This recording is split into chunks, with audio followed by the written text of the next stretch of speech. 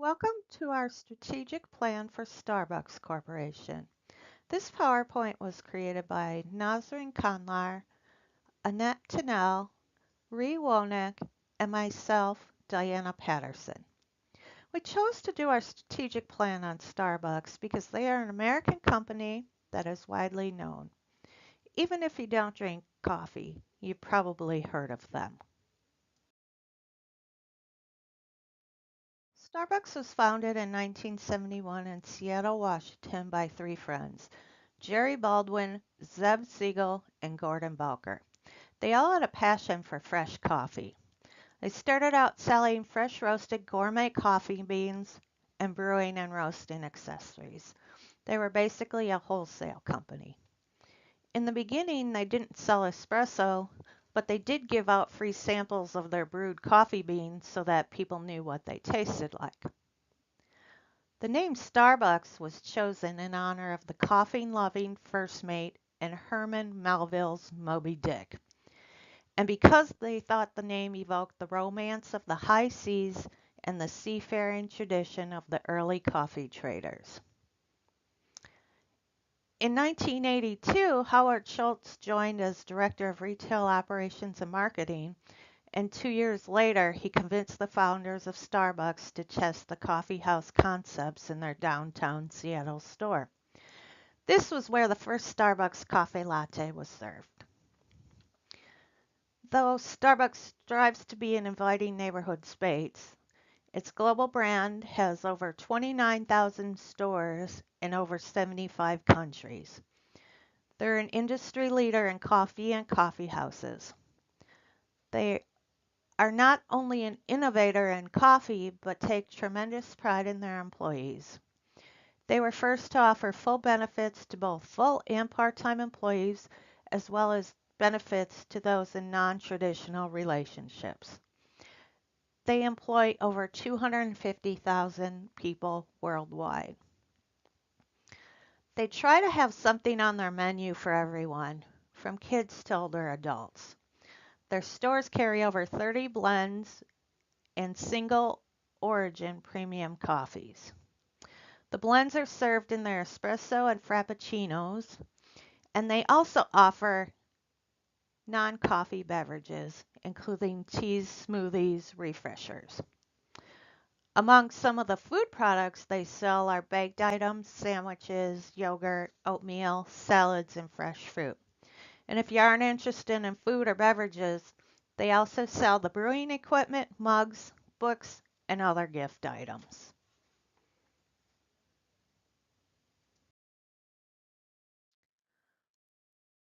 Starbucks' vision statement is to establish Starbucks as a premier purveyor of the finest coffee in the world while maintaining our uncompromising principles while we grow.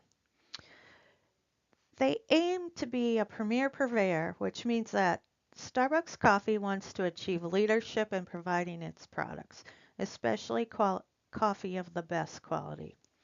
The company achieves components of its visionary statement by continuing its multinational expansion as one of the largest coffee houses and coffee companies in the world.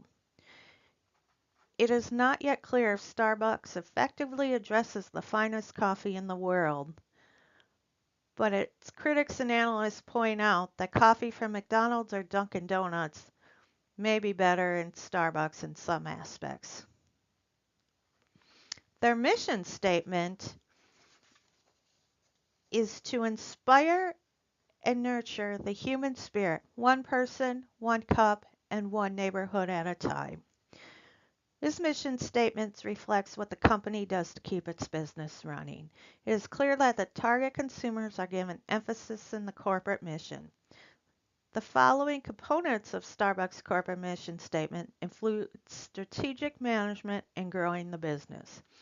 They inspire and nurture the human spirit, and one person, one cup, and one neighborhood at a time. Touching base a little bit on the organization, the ABLE analysis covers the customer groups, the customer needs, and their distinctive competencies. Starbucks' primary customer target market includes adults aged 22 to 60 years old, and the teenage audience is growing steadily. The most common trait of the Starbucks customer is that they're busy people and they spend a lot of time in their cars going from place to place. They spend a lot of time sitting in traffic, which makes their coffee splurge even more welcome. While Starbucks does have regular customers who drink just black coffee, they prefer a customer who will spend money on a blended drink and a snack without even thinking about the cost. Their customer needs are fairly simple. They want a good cup of coffee at a good price. They would like a nice place to meet with friends or just to catch up on work while they enjoy their coffee. They would also like good, reliable Wi Fi. Their distinctive competencies, they have several, what separate them from the competitors. The most important one, especially to a coffee drinker, is that they are well known for their expertise in roasting and hand-built beverages. The company picks high-quality coffee beans which are ethically sourced, then verified and certified by a third party so that they meet customer expectations. They also offer their customers the ability to customize and create their own beverage that is unique to them. Another competency of the Starbucks customer is they emphasize their diversity. The company builds a diverse workforce to increase cultural competencies as well as to demonstrate inclusion within the company. The diversification of the workforce helps Starbucks to utilize different opinions, talents, and capabilities. In addition, Starbucks develops a diverse network of suppliers which provide the company with valuable insight on product innovation and business solutions.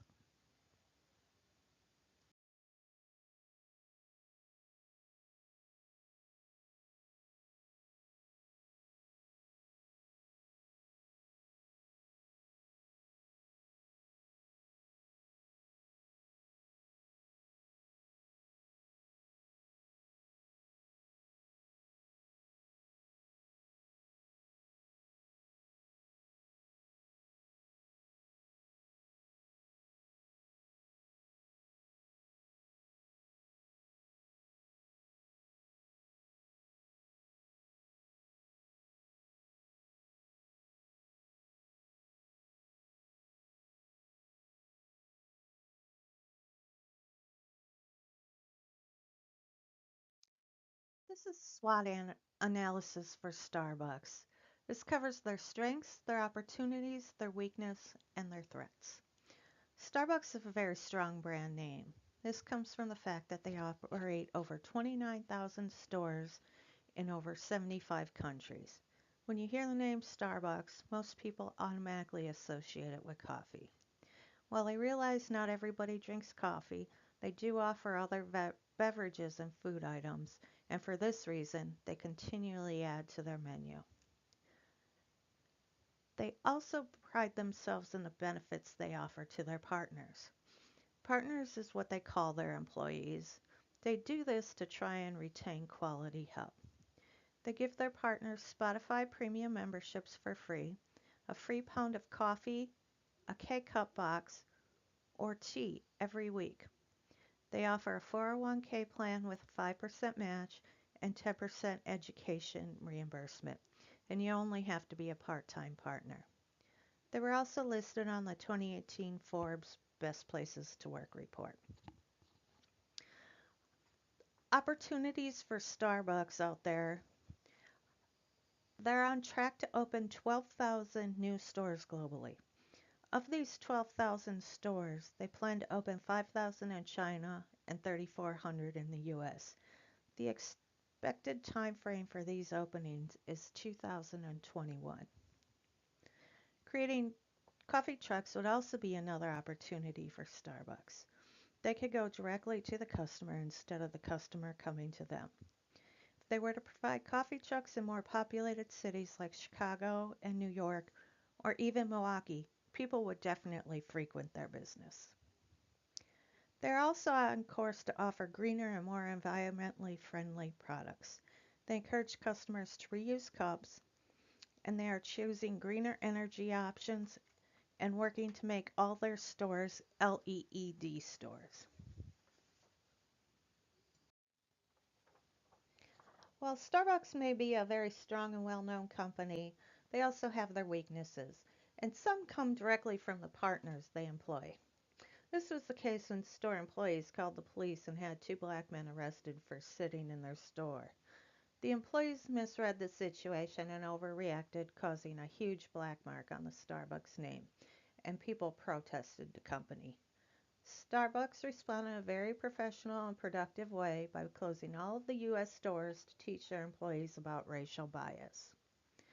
Another weakness that hasn't really affected their bottom line is the pricing for their products. They're on the higher side compared to their competitors, but many customers don't seem to mind and continue to purchase their coffee. While Starbucks is on track to open over 12,000 stores, they're also set to close 150 stores in 2019. These stores are located in the most densely penetrated markets. The threats that come to Starbucks are the natural disasters that they have to worry about. They can't protect against them and they can't prevent them. They also have increased competition from all the local cafes that continue to open. Customers like to try new things and to support their local businesses. The last major threat Starbucks is facing is Coca-Cola buying the British coffee chain Costa Coffee. They're already a strong competitor in the coffee business for Starbucks, and with Coca-Cola owning them, their presence is going to be much stronger. Here we're taking a look at a perceptual map for Starbucks. This map is showing us the competitors of Starbucks at a low cost, high cost price point and a low quality, high quality product. While Starbucks is the largest coffee chain in the world, it doesn't come without competition. Costa Coffee is currently their top competitor, but they're located in the UK. We did touch base on the fact that Coca-Cola has purchased this company and will be bringing a strong competitive factor to the coffee business. They also have another competitor, which is Cafe Coffee Day. They started out in Asia but have expanded to some countries in Africa, the Czech Republic, and Nepal. When you think of Starbucks, you don't think that their competitor would be the local independent cafes, but they continue to offer exceptional service but aren't as easily accessible as Starbucks. And then last, the two last that will continue to give Starbucks a great deal of competition but don't have the same quality are Dunkin' Donuts and McDonald's. While they serve a mediocre cup of coffee, they do charge a reasonable price. This chart is showing the grand strategy matrix for Starbucks. I feel Starbucks falls into quadrant one. They're a very strong company with an excellent strategic position. They're very competitive in the coffee market and have managed to expand their brand over 75 countries, and they still continue to grow. They are heavily committed to the coffee market. They continue to look for new ways to add additional items to their menu or just selling their products in the grocery stores. They have the funding available to take risks when needed, but they're also smart enough to know when to close a store that isn't generating income. Let's explore Starbucks' internal strengths and weaknesses in the following slides. Starbucks takes its organization seriously. To ensure the company is running effectively, efficiently, and consistently, according to Lawrence Gregory, the 10 topics displayed on this slide ensure that its goods and services reflect the firm's high-end brand image. Premium quality service is ensured through servant leadership and a warm, friendly culture. Starbucks aims to maximize cost effectiveness through efficiency of workflows and processes. Garners market share by strategically and densely placing retail locations and in-store operations. The layout design of Starbucks cafes maximizes workflow efficiency. Starbucks Human Resource Management integrates organizational culture in all areas of the business. The organizational culture involves the employee's first attitude that cares for Starbucks workers.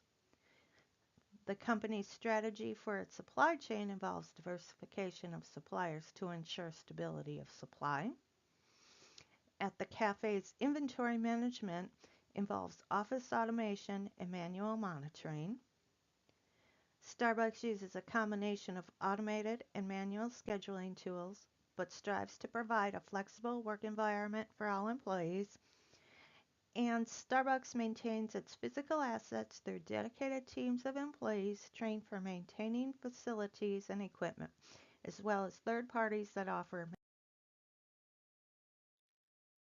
Starbucks is a customer-oriented approach company, which means that a company operates under a set of beliefs that say that the priorities of an organization are customers' needs and satisfaction. To quote, customer-oriented marketing, a strategy that guarantees success. Starbucks and McDonald's, when it comes to its success, it is very important to mention the strategy the company applies, which is to blanket an area completely. This approach is to cut down on delivery and management costs, shorten customers' lines in individual stores, and increase foot traffic for all stores in the area. These approaches all contribute to Starbucks' competitive advantage. The production and development of Starbucks is to fully serve customers. Starbucks offers a wide range of beverages crafted and packaged, along with food, bakery, and meal options. Starbucks also markets its brand by selling serverware, coffee mugs, tumblers, and water bottles, and accessories, tote bags, keychains, etc. Products isn't the only thing Starbucks is selling. Starbucks' goal is to offer a complete experience. Operations focuses on the customer experience that ensuring that every customer is treated like the only customer. Staff is extensively trained prior to joining the team to ensure the Starbucks experience is consistent throughout the footprint. To quote Young May Moon and John Quelch in Starbucks, delivering customer service, channels of distribution. Almost all of Starbucks locations in North America were company-operated stores located in high-traffic, high-visibility settings, such as retail centers, office buildings, and universities' campuses. Product mixes tended to vary depending on a store's size and location. Starbucks research and development strives to remain relevant when it comes to beverage crafting, to keep innovation in motion. Starbucks offers seasonal menus, introduces new flavors, new blends, and even encourages customers and staffs to get creative with the Starbucks off menu. Items like the chocolate macchiato and the iced raspberry latte. Starbucks is an industry leader with a brand that is recognizable across the globe. Starbucks excels at bringing innovation to the masses by making luxury accessible to the masses. Innovation drives Starbucks' competitive edge. Through the mobile app, drink crafting, and the introduction of Starbucks credit card, with an IFE weighted score of 3.2, Starbucks has a strong internal position. Starbucks has few weaknesses despite bringing decadence into neighborhoods across the world. The Starbucks experience is expensive with specialty drinks averaging $7. Drinks offer little to no nutritional value for the health-conscious consumer, and many markets have actual Starbucks stores so close to one another that it makes operations costly. Starbucks has also relied upon non-traditional advertising, which includes social media presence and word of mouth. Starbucks uses four primary information systems: transaction processing system, supply chain management system, decision support system, and customer relationship management system. Transaction processing is done through point-of-sale software as well as through the mobile app. Data is stored for analytics related to sales, inventory, and it can assist with supply chain management. Decision support systems are manual, automated, and or a combination of both, and help people make decisions about problems they met rapidly changing and not easily specified in advance. Customer relationship management is done in various ways, while primary interaction being through the mobile app. Customers can provide feedback, receive offers, as well as order, shop on their handheld device. To maintain a competitive advantage, we think that Starbucks needs to expand. Expansion would be a mobile fleet Star Truck, which operates as a food truck. Star Truck would bring crafted beverages to where the people are: beaches, parties, corporate events, etc. Mobile fleets would be able to advertise the brand as well as create opportunity for increased sales revenue.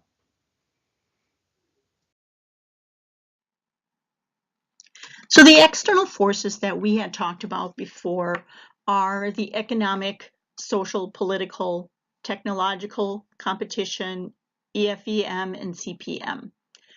The economic force that we are talking about would be that the fleet of trucks are very mobile. We can take them, as I said before, to festivals, concerts, large events, which would have a very positive economic impact. We are not creating more storefronts, purchasing more real estate, which financially can be a large burden on a company and really not allow them to grow and be as diverse as perhaps a company like Starbucks would like to be. Now, social and cultural, this is a really important positive impact that Starbucks can do utilizing these fleets of trucks, because they can go to cultural events and social events and get more visibility and therefore pretty much sell themselves by offering the products that they have. Because let's face it, everybody loves the Starbucks coffee and hot chocolate and teas, and they do already have a very good brand recognition. And this could really help drive the product even further with these fleets of trucks being able to go to various different social and cultural events. The political impact would be a low impact because Starbucks themselves right now, they're dealing with more of the corporate side of things. But in regards to the fleet of trucks, I don't foresee a large political impact.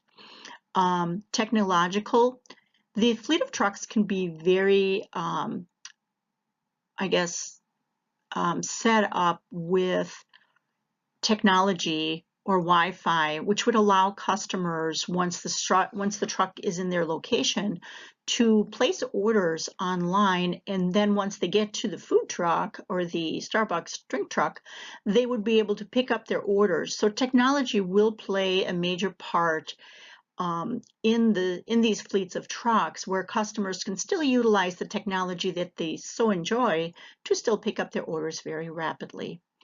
The competition is much lower in regards to drink trucks because a lot of the trucks that you see are pretty much only food trucks, and they serve Coke or soda-like beverages or water. They don't offer large types of coffees and tea selections. So in this case, us stepping into this competitive environment, the competition would be low initially, and I think that would bode well for Starbucks.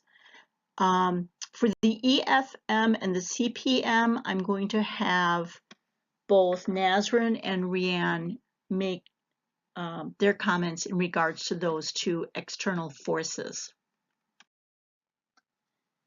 The external forces are comprised of 7 different components or forces. One is the economic force, one is the social and cultural force, the political force, the technological force, the competition, the external factor evaluation matrix, and the competitive profile matrix. Now, when we look at the economic aspect of the external forces, we can see that there are various different factors that will have an economic impact on Starbucks. And those would be the people that are actually purchasing the Starbucks coffee, and those are the people, or the middle class people, that live in a house and have 2 incomes coming in. They have disposable income. Also, people that are around the world. The economic factor also would be the dollar value in the world markets. How much is the dollar worth in various different countries of the world, and the rise and fall of the various different global exchange markets could economically impact Starbucks. And the higher cost of the suppliers, in regards to sending coffee supplies, perhaps the coffee beans from South America to America is not as expensive as it would be to export them out to Europe. So those are all economic things that Starbucks does have to take into consideration. And of course, interest rates or other type of diseases perhaps that could impact the plants themselves, the coffee bean plants, those would all have a financial economic impact on Starbucks themselves. Now, in regards to the social and cultural and demographic aspect, there's been a shift towards healthier eating and diets, and people are just more conscientious. And they've actually placed a lot more value on leisure time, and more people are just spending time relaxing in restaurants and coffee shops like they do in Europe. And that has been a huge positive social and cultural impact on Starbucks. I think that's why Starbucks has become so popular, is that it's a place for people to go and hang out and use the Wi-Fi and either be by themselves or socialize. And the other thing is culturally, the demographics of the people that like to go to Starbucks, those are people that really love to be involved with the environmental footprint, and they're more on water conservation and energy conservation and recycling. And those are all the things that Starbucks does really well. They initiate many programs that reduce the environmental footprint through energy and water conservation. They recycle, and they have green construction. They actually created the greener cup to reduce the carbon footprint. So these new trends and needs for different products and services, those demands that the culture is making on Starbucks is meeting, which is really great. Now, for the political aspect of the external forces, it's important to pay attention to the importing and exporting of business licensing agreement, the local laws, what could make your product or your selling in a specific location more expensive, more complex, perhaps more difficult to negotiate, or it's perhaps even hiring and firing employees might be more complicated depending on where you are, especially in a foreign country. So these are all political things that Starbucks does have to take into consideration. Local laws are really important. The disruption of the supply chain, that could be really, really impactful in regards to an external force. This could be due to a natural disaster or political unrest or other type of calamity. And if they are not able to meet the demand of the coffee, then that's going to make Starbucks look bad. Now, the technological forces that we need to discuss are, well, technology is getting better and it's getting bigger and more widespread.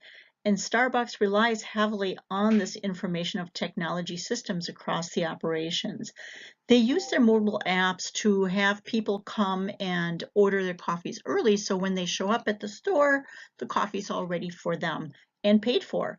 And with the mobile trucks that we are recommending, this the technology factor would be also part of the fleet of trucks, which would be really beneficial. So in regards to the technology forces, there really would not be any negative impact for Starbucks. Starbucks has mobile payments.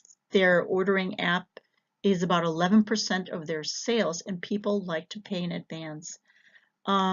The other thing that technologically Starbucks offers to their customers, which is really nice, is they have free Wi-Fi, internet, wireless internet, and a lot of electrical outlets for their customers to use. And that is one of the reasons why that accessibility to customers is making them more of a lucrative place to come and just hang out and purchase their coffee.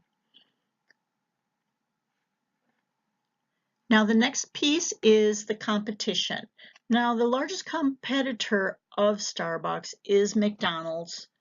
And so what they do is, well, I guess I would say it would be McDonald's and Dunkin' Donuts.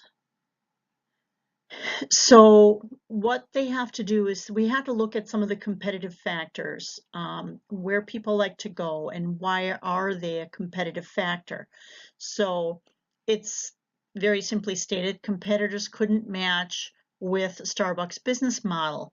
This is a modern coffee shop and it's serving as really a third place of an affordable luxury that people really like to enjoy. And they like to go there with their friends and colleagues, and it's away from work and home. Starbucks primarily, their primary competitors for coffee beverages are pretty much Dunkin' Donuts and McDonald's.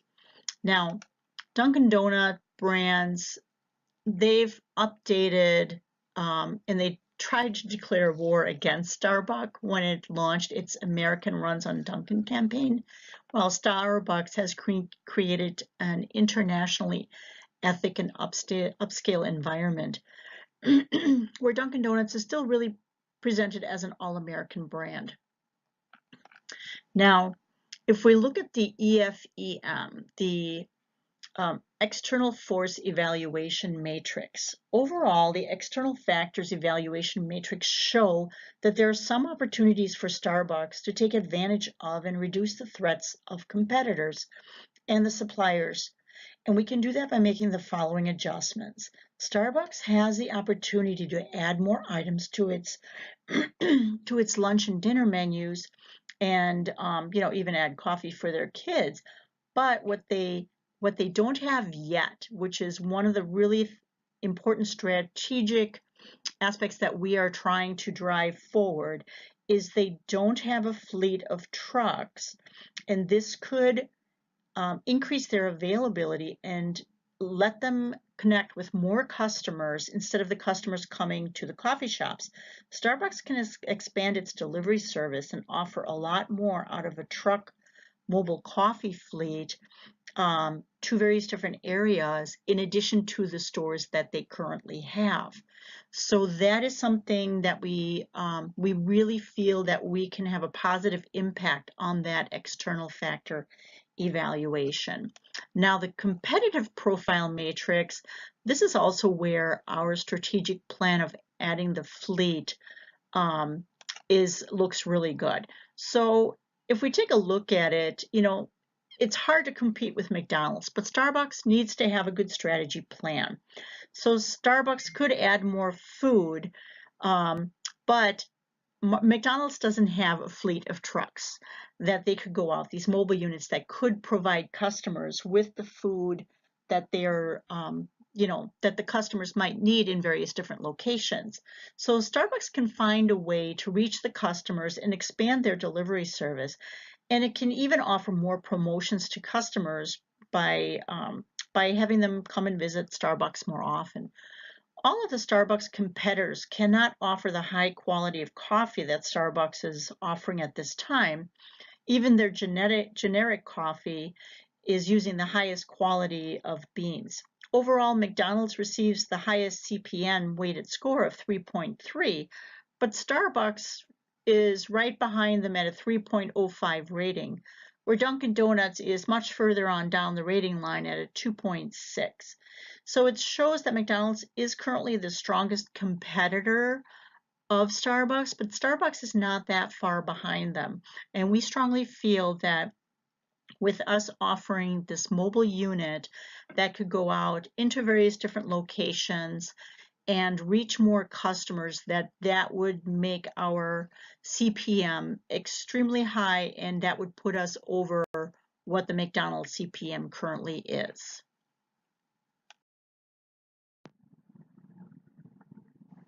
Hi, this is Annette Tennell, and I'm going to be covering the financial aspect of Starbucks.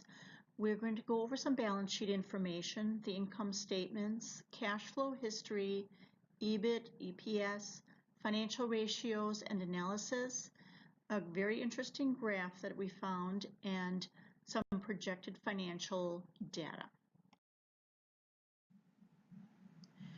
On this first balance sheet history that we are looking at, you can see that we have data from 2015 all the way up to 2018.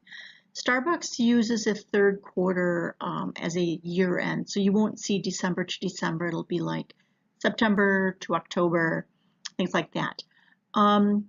What's really interesting about this information on their current assets, you can see that there's a significant difference in 2018 versus the past few years. The past few years have had an upward trend with their cash equivalents, and other current assets, but there was a significant jump in 2018 in regards to what their holdings were, what their statement information was, to what we currently show in 2018.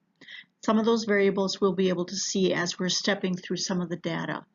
I just wanted to point that information out to you because September looks very different than it has in previous years. So in this part of the balance sheet, we are going to be looking at the liability side. You can see there are some significant changes that are showing up between 2017 and 2018. And those are associated with the long-term debt, deferred liabilities, and of course, finally impacting the total liabilities.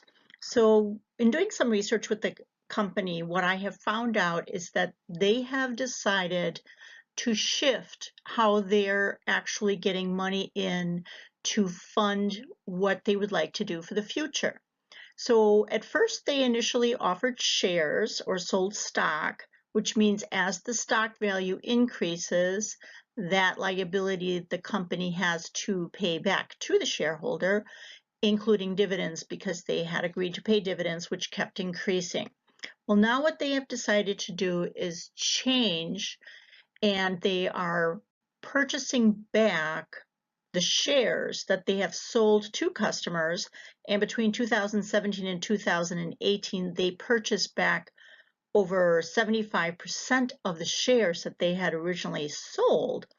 And in turn, to raise the money for those shares, they are selling bonds. They're selling bonds with different maturity dates and different percent rates. And what that does is that locks in the interest rate that they are going to have to pay in the future when those bonds come to maturity. So as you know, the interest rates are starting to increase slowly. So what they've done is they sold billions of dollars worth of bonds. And what they're doing with that money is they're purchasing back the stocks, but what they have to pay back in the future, the interest rate on those bonds for them borrowing that money is actually pretty small. It's like 3.25%. And when you think how the market shifts, and stock market and bond market, how it moves, at some point in the future, we might be considerably paying or receiving more interest for our deposits at the bank, but then because they've locked in on these bonds at a much lower rate when they sold them, they don't have to pay a higher rate in the future. Whereas the stockholders, as the stock goes up, they would have to pay back the stockholders. When the stockholders sell their shares, they would have to pay back those shares at a higher price. So what they're doing now is they are basically selling bonds to pay off the stock so that they can have a cap in the future of the amount of debt that they have to pay, knowing that they've locked their debtors in a way with a small interest rate. I hope that makes sense. If not, you can talk to me and I'll be able to discuss it further with you. But in doing so, the company has, in a sneaky way, actually acquired a lot more cash that they can use for funding strategic projects and plans. And this is where our project can come into play, because they have decided to raise so much money via the bonds that they right now are trying to look for ways to strategically move the company forward. And that's where our idea of coming up with these mobile units, Starbucks mobile units, is actually perfect timing at this point. And so we need to discuss further how much money we would like Starbucks to invest in for these fleets of trucks. And our initial estimate in regards to starting several fleets of trucks in larger cities was approximately $100 million. And that would purchase the trucks, get them set up, purchase the insurance, and place those trucks throughout the country in the larger cities. And that would be an initial investment. But of course, with depreciation and stuff, it will be actually a really smart investment. So I'm going to leave it at that. We can discuss more of this in the future. On the stockholders' equity side of the balance sheet, you can see that there is a decrease now in stocks that are out in distribution, because the company is right now in the process of purchasing these guys back, and they've been doing so very rapidly. Now, if we look at the retained earnings, you can see that has decreased. The reason that has decreased is because they are in the process of taking some of the earnings and some of the money that they have and purchasing back those stocks. And this all has to do with their great plan of shifting their the money that they have, which initially was through stock sales that would help them raise capital for their business, to now selling bonds instead of stocks, because bonds, they can cap what the amount of interest is and what the maturity date is, so that they can control what their future debt is. Whereas stocks, you never know how they move, and if they continuously go up, that means at some point the company is going to have to pay more and more out for shares. And that's something the company decided not to do anymore, which means they are positioning themselves very strongly for a long-term organization that looks not to have debt probably within 10 years down the road, and strictly having no shareholders, which is quite interesting. So, but that's what they're doing. So they're decreasing the amount of shares that are out there, and they're purchasing back their stock, and they are selling bonds. So the bonds is affecting their liability, but the equity is decreasing significantly because that's related to the stocks. Here also, the annual income statement shows that these are actually in billions. The revenue here is continuously increasing, and we can see that by the bar, the trends that you can see on the side, the cost of revenue, or the cost that it costs for them to generate revenue, is increasing, but the revenue that they're generating, or the net income, is also increasing, but at a higher rate. So overall, the company is continually growing, making a great profit, being extremely strong on an annual basis. And within a 4-year period, they went from almost $3 billion to $4.5 billion in revenue, and that's, or in income. So that is really, really, really good. So it is strategically placed, financially placed, for them to step out and do some other interesting strategic plans, like the fleet of trucks that we are offering. On this income statement history, I wanted to depict the historical revenue that Starbucks has had. And what's really nice about this is it shows that the company is well positioned for some strategic plans like the one that we have. And they are doing really well. Their goal is on an annual basis to actually have a 10% increase of revenue annually. And so I did a quick 8-year average analysis, and I could see that on the average, they're actually at 11%. Despite between 2016 and 2017 only having the increase of 5%. So they are doing what their goal is for the annual increase of revenue, which is by 11%. Now, based on how large this company is and what they would like to do, and that they are expanding globally, our strategic plan of adding these fleets would actually increase this revenue, because remember, our goal is to have these fleets of trucks out in locations which would really be, even more helpful in the summer times or the summer months when the revenue is actually low for the company. So I strongly believe, I should say my team and I strongly believe that our strategic plan of adding these fleet trucks throughout their country in larger cities throughout the summer months and offering colder beverages, protein drinks, cold teas, and other options for our customers would significantly increase the revenue that the company is seeing at this point, because at this time, all of these percentages that you see are all based on June, July, August, and September being very low income revenue generating months for them. And that's where our strategic plan would really be beneficial for the company, which would help drive up this revenue. On the cash flow history, we can here see again the income statement piece that we've discussed before, and the income is continuously going up, which is great. The depreciation has also been going up. That's because they are expanding their stores, they have more equipment, so there's more depreciation that they're taking into account. When we talk about their accounts receivables, you can see that the accounts receivable, they were having a little bit of a hard time collecting some of their receivables, but now they've turned the corner. They have become more aggressive or better able to handle their accounts receivables.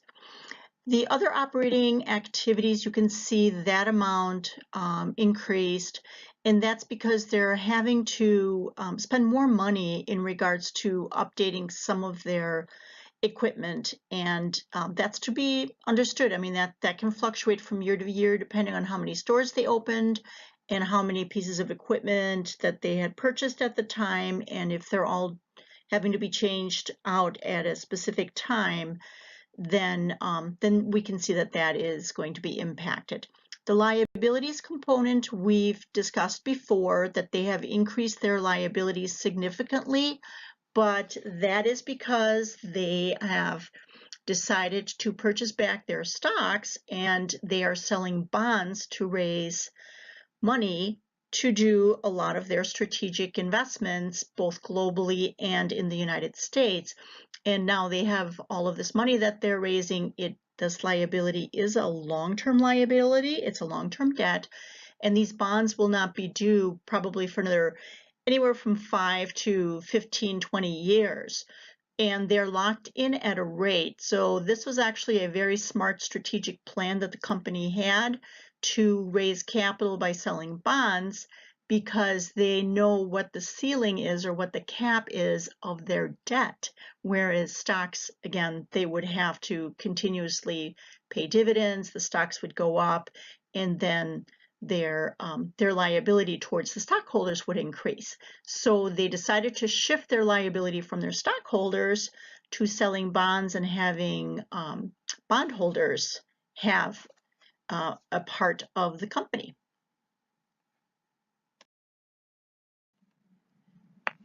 On this last cash flow history piece, we can see that a lot of these numbers really don't show that significant of a shift, besides the other investing activities. And again, it's because the company is trying to do more investing and diversifying, but compared to some of the other information that we have seen, this piece of the cash flow investing activities does not look too much out of the norm. So we can just go on from this one. And here it continues with the cash flow history. We can see the sales and purchases of the stock. This is where you can really see that the stock has declined, or that the company's actually purchased a significant amount of stock. And this right now, these are in billions. So we are looking at the company has purchased back almost 7 billion in stocks, and their goal at this point is to purchase at least 10 billion back, which would be close to 80% of the stock that they have. So they're looking to purchase back the stocks because the stocks continue to increase, like we had stated before, and they are incurring long-term debt with bonds to raise equity. And this, of course, will impact your cash flow. So you can see that the cash flow is significantly higher. That's because the cash flow was moving based on the purchase of the stocks. But that's okay because the company is a very large company. It has very deep pockets, and it is able to strategically place itself in the long term with this particular plan of purchasing back the stocks and actually selling bonds to raise capital. And that's again where our strategic plan is perfect timing for Starbucks at this time. Our EBIT, or earnings before interest and tax, you can see has been increasing on a regular basis. This has been really nice because historically you can see that the earnings has been growing, and it's been growing substantially, especially between 2017 and 2018. And based on some of the investment strategies and stuff that they are doing this year, I anticipate that we will see a continuous upgrowth or uptick on the earnings before interest and taxes for this company. The EPS, or earnings per share, is based on the revenue that Starbucks stockholders have. And here you can very easily see that between 2016 and 2018, there has been a third of an increase in regards to the earnings per share. And this is one of the reasons why Starbucks has decided to look in the long term. Within just 2 years having the stock's earnings per share go up that much, this is why they have decided that they are going to stop selling shares, purchase shares back, and sell bonds instead, where they can actually put a cap on what their liability is going to be in the future, which is extremely smart. They are at this point still having shares out in the market, and those shares are receiving dividends, which are increasing, but at some point they are looking to purchase all the shares, so there really won't be shareholders out in the stock market. So it's going to be interesting to see how they're strategically going to place themselves in the market itself. But that being said, again, because they have been selling bonds, they have money, plenty of funding right now to strategically place these fleets of trucks out there for us with our strategic plan, because they are in a position right now to strategically make some major shifts in the company, and they're looking to do so. On this financial ratio analysis spreadsheet, you can see that the ROE, or the return on equity, has significantly increased. And this is due to two different factors. Number one, between 2017 and September of 2018, Starbucks decided to close stores that were not turning a profit. So what they did is they went through all their stores, and this was globally. They closed 8,000 stores in March alone of last year. And that what they've done is in turn is they've cut out their debt and their liability obligation to those stores.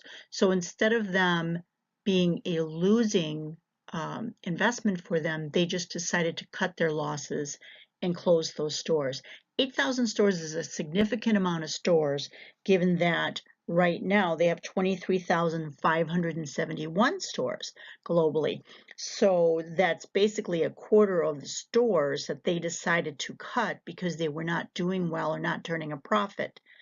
But this in turn has increased their return on equity, which means their expenses for those stores that were not turning a profit has been pretty much cut out, which makes the company look significantly better.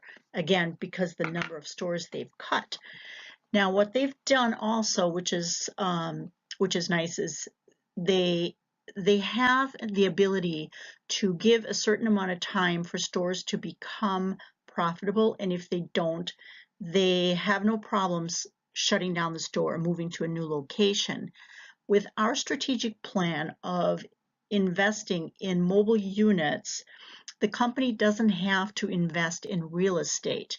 They can turn around and see if there is sales in a specific area based on the sales of the truck, and if there are enough sales to generate significant amount of revenue that would warrant them to actually make the investment of a store in that location. So it's not just a matter of having a portable unit that can go to various different venues, but it can also be used as a market testing point for various different regions to see if it is an area that Starbucks would like to invest into or purchase some storefronts and establish a business in that region. So having our strategic plan really is a multi-purpose plan that would really benefit Starbucks at this point.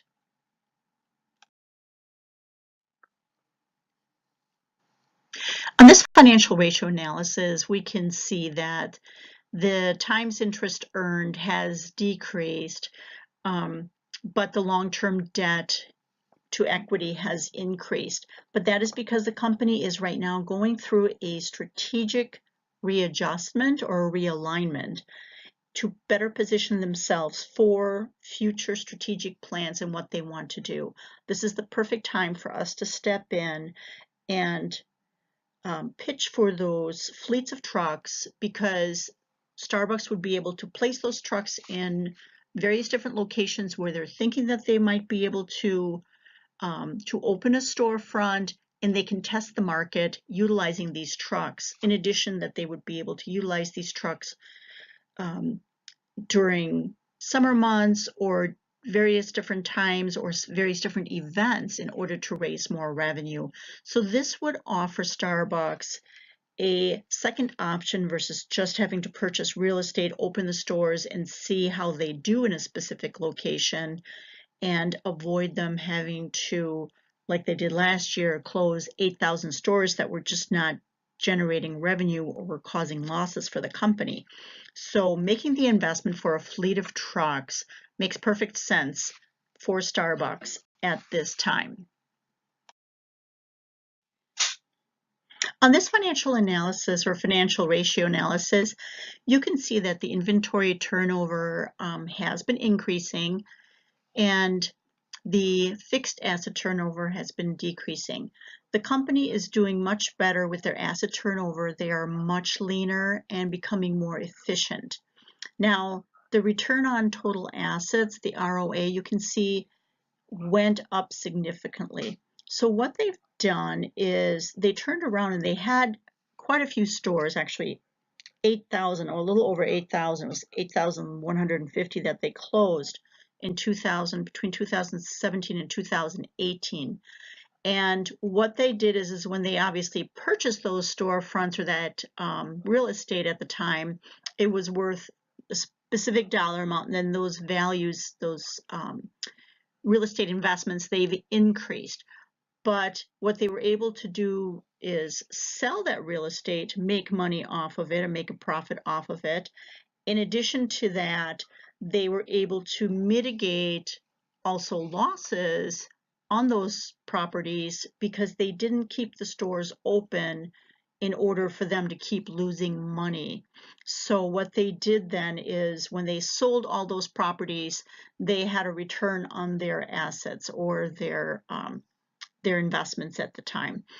In addition to that, all of the other changing factors that the company has done this year has positively improved their net income. Again, closing many stores that were losing money, but yet going globally and investing in various different countries at this time, which has really benefit the bottom line of Starbucks and strategically placed them in a position where they can make some strategic plans and initiatives and try to figure out what they want to do now with all of this newfound money that they have.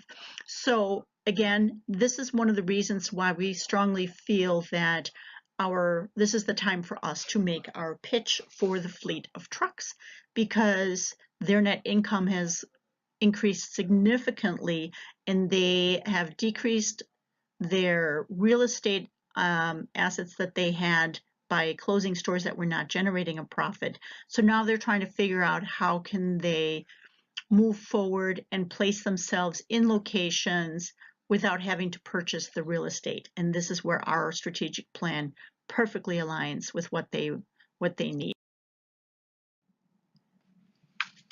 Looking at the balance sheet history, we pulled up just a one-year trend, but this seems to be an annual event for the company.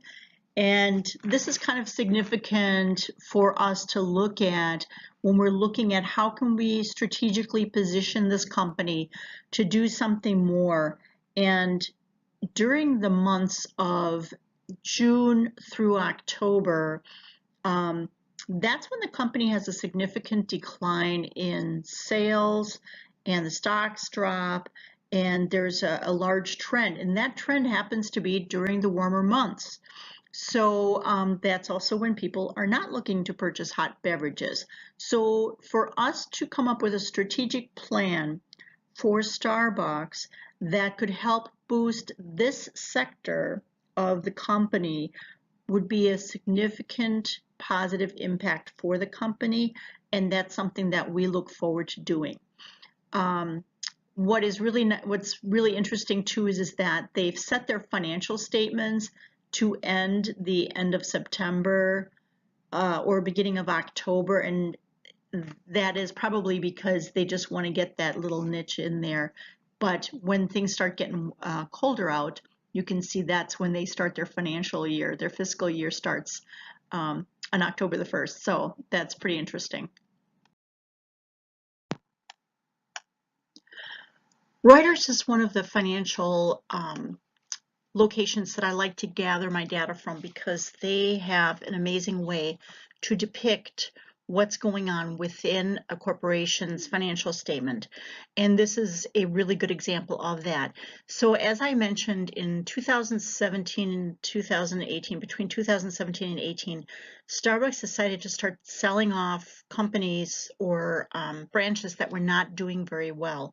So what they did is they pretty much cut out the companies that were causing a drag on their profit margin and on their net income and their operating margin. So what they did is they decided to get rid of some of the companies that or branches that were not doing very well, and then in turn just focus on the ones that were doing really well.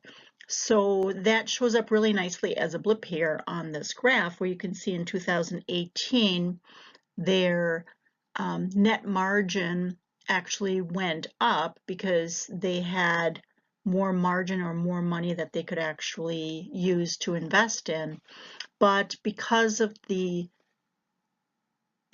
buyback of the common stock and the sale of the bonds that they have, their projected debt is going to be going up. So, but at this point, it doesn't look like that part is really impacting this graph. The projected income statement here is really nice because it does show that there is a continued upward movement in regards to the sales. that the company is going to have. So Starbucks will continue to do well into the future. People love their coffee, I guess. So their operating profits before the taxes, that is continuously increasing. The net income is going to continue to increase for 2018, but then it's going to drop off with again an increase going into 2021. So that's what I like about doing a more longer term projection, that a 1-year projection in this case specifically because of how unusual 2018 was for Starbucks. I felt that a longer projection was necessary, which Reuters is able to provide for us very nicely. The dividends per share will continue to go up. So if you haven't invested yet in your Starbucks shares, highly recommend you buy some. And the yield is increasing, which is great, and so is the price. So at this point, it looks like everything is upward mobility and everything is looking great for Starbucks for the future, with the exception of what they were doing strategically in 2018. Reuters is giving a really good depiction here of what's going on in regards to the financial projection for Starbucks within the next 3 years. And what we can see here is the distinct changeover that Starbucks has done when they decided to purchase back some shares and then start to get income through selling bonds. And selling the bonds, that means that this is debt that they're incurring that they have to turn around and pay at a later date. But what's nice about it is that they're able to cap that debt with the interest that's listed on the bond, where shares would continue to go up and the stock market would go up and the prices would go up as to what they would actually owe back to the shareholder. So the sales on this depiction you can see is continuously increasing, which is really great. The earnings before interest and other debt, taxes, and accruals is is also increasing, but at a very slow and acceptable rate.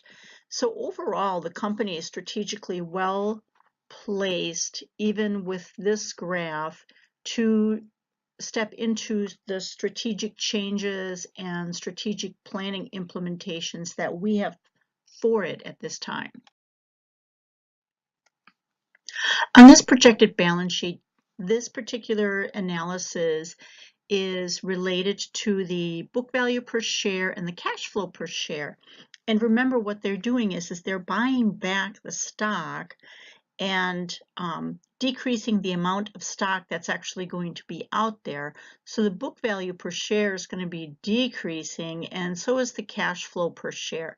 So they are slowly purchasing this back, and they started in 2018 where they made a significant buyback of shares, and it was over $6 billion worth of shares that they purchased back. They are purchasing back at the market value, but here you can see how that buyback really impacted the next 3 years of forecasting.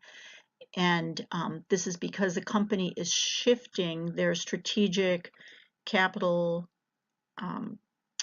income that they're looking for from, instead of stock sales, to changing to bonds.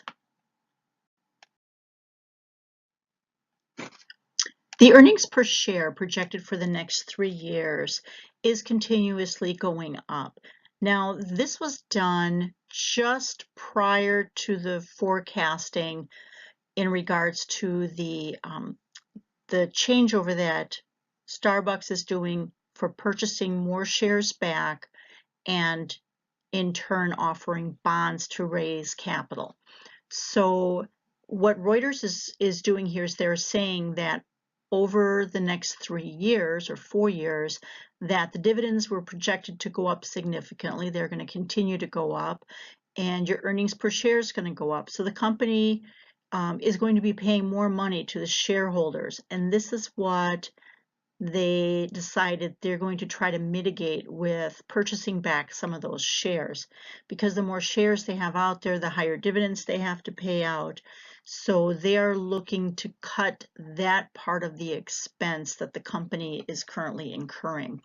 But again, this is their long-term strategic plan, which makes total sense because they decided to shift from stock-based capital to bond-based capital.